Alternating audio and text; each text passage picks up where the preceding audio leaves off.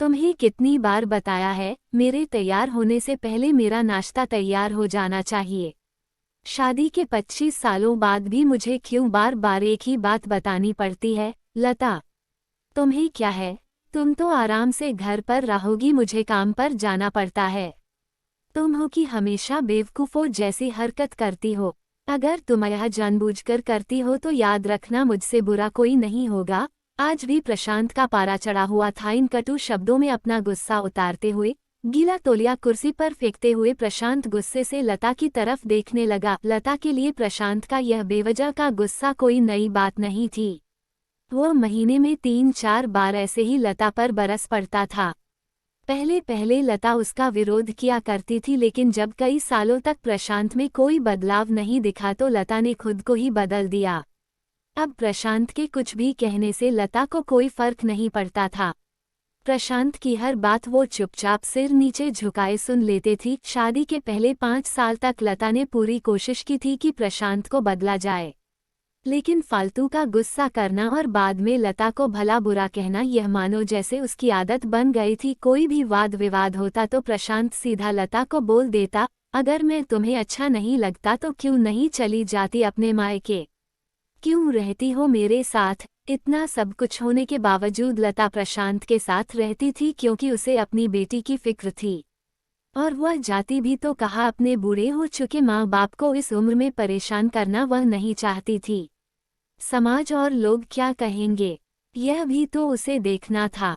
वह इतनी पढ़ी लिखी भी तो नहीं थी कि खुद जाकर कोई नौकरी कर सके और अपना और अपनी बेटी का पालन पोषण कर सके। लता को अब अपनी फिक्र नहीं थी। उसको फिक्र थी तो बस अपनी शादी लायक हो रही बेटी की। लता नहीं चाहती थी कि पति पत्नी के झगड़े की वजह से काव्या डिस्टर्ब हो। काव्या की पढ़ाई पूरी हो चुकी थी, उसके लिए अब शादी के रिश्ते आने लगे थे। कई रिश्तों को काव्या ठुकरा चुकी थी। 2-3 महीने बाद एक अच्छा रिश्ता आया। रिश्तेदारों और पहचान के लोगों ने भी लड़के के बहुत गुणगान किए थे। प्रशांत एक शाम अपनी बेटी के पास बैठकर उसे बताने लगा, काव्या, बहुत अच्छा लड़का है, पढ़ा लिखा है, बड़ा घर है, बहुत अच्छी नौकरी है। ऐसे रिश्ते बार बार नहीं आते बेटा, इस बार मना मत करना। काव्या अपने पिता से ज्यादा बात नहीं करती थी। शायद डरती थी या शायद नफरत करती थी, लेकिन आज वो अपनी पूरी हिम्मत इकट्ठा कर बोली, मुझे अभी शादी नहीं करना है पापा। मैं नौकरी करना चाहती हूँ, खुद अपने पैरों पर खड़ी होना चाहती हूँ। हाँ तो उसमें क्या बड़ी बात है? मैंने लड़के से बात की है, वो तुम्हें किसी बात के लिए नहीं रोकेगा। तुम शादी के बाद भी नौकरी कर सकती हो, वो तुम्हें नौकरी के लिए परमिशन दे देगा। प्रशांत बोला, मेरा नौकरी करना या ना करना उसकी परमिशन पर क्यों डिपेंड रहेगा पापा? काव्या ने पूछा, मैं कह रहा हूँ ना, तुम्हें किसी भी चीज की कमी नहीं होगी वहाँ। ऐसे रिश्ते बार बार नहीं आते, इसे ठुकरा मत, बहुत खुश रहोगी तुम वहाँ। प्रशांत बोला, पापा क्या मैं उतनी ही खुश रहूंगी जितनी मम्मी इस घर में खुश है? काव्या ने तंज कसते हुए कहा, आज तुम्हारी जबान कुछ ज्यादा नहीं चल रही। प्रशांत गुस्से से आंखें बड़ी करते हुए बोला, पापा मुझे शादी ही नहीं करनी है, क्योंकि शादी के बाद अगर वह लड़का आपके जैसा निकला तो मैं क्या करूंगी? मुझे आपके जैसा जीवन साथी नहीं चाहिए जो बिना बात के मुझ पर हमेशा चिल्लाए। मुझे कुछ भी अपनी पसंद का लेना हो तो 10 बार सोचना पड़े, कहीं वह नाराज ना हो जाए।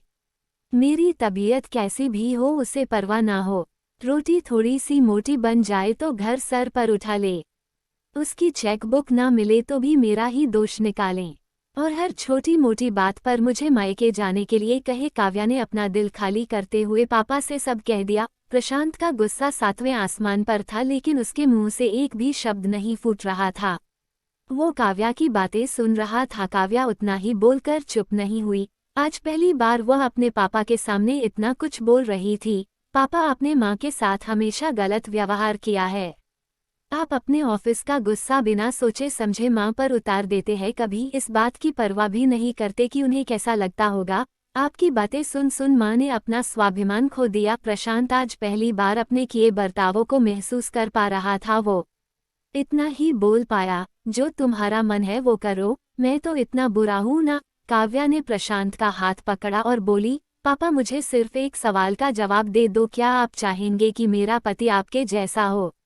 अगर आपका जवाब हाँ है तो कर दीजिए मेरा रिश्ता आज ही, और ना है तो मुझे आत्मनिर्भर बनने दीजिए। प्रशांत कुछ भी ना बोल पाया और वहां से चुपचाप बाहर चला गया। आज उसे लता के सामने जाने में शर्म आ रही थी। चलते चलते उसकी आंखों से आंसू बह रहे थे। प्रशांत ने आज से अपने आप को बदलने का निश्चय किया। अगले दिन से लता ने अपने पति में काफी बदलाव देखा। वह सोचने लगी कि जो हिम्मत काव्या ने दिखाई है वो हिम्मत अगर मैं पहले ही दिखा देती तो शायद आज परिस्थिति कुछ और होती।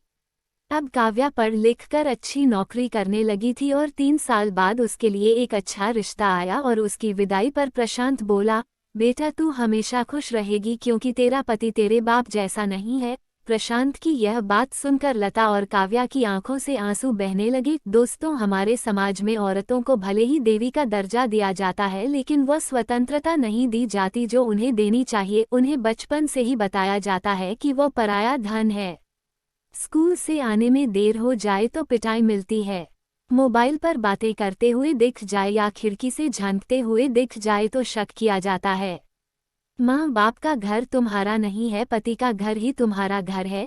जीवन भर यह बातें बता बताकर उन्हें ससुराल भेज दिया जाता है और एक दिन किसी छोटे मोटे झगड़े में ससुराल वालों से उन्हें सुनना पड़ता है कि इस घर को छोड़ दो और मायके चली जाओ। अब आप ही बताओ दोस्तों, ऐसी स्त्रियों का सच्चा घर कौन सा? आखिरकार वह किस घर को अपना कहें?